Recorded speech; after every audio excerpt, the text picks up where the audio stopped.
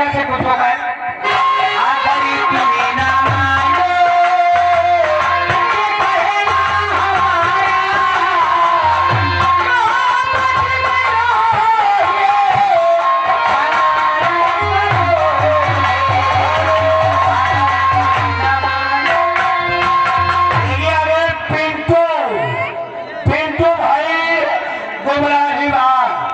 तुम्हारे लिए 151 रुपए ना ये नगीना डांस मांग रहे हैं।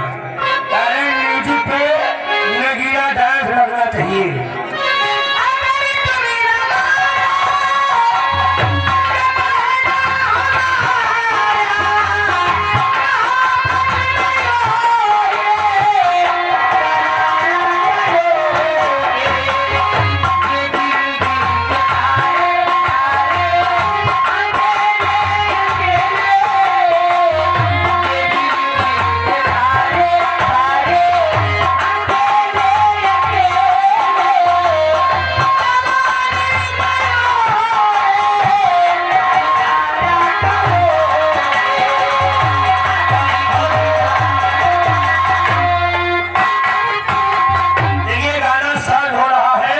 नगीना डांस गाना तुम्हारा सब हो रहा है।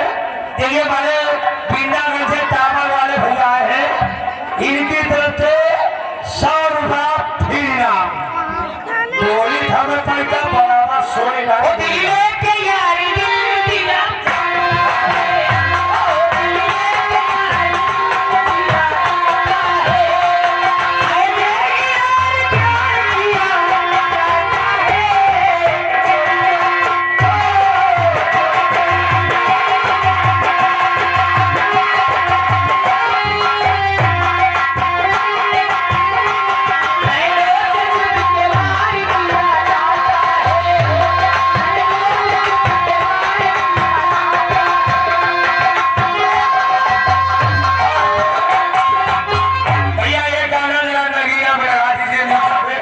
देखो हम नागिन निकाल में तैयार।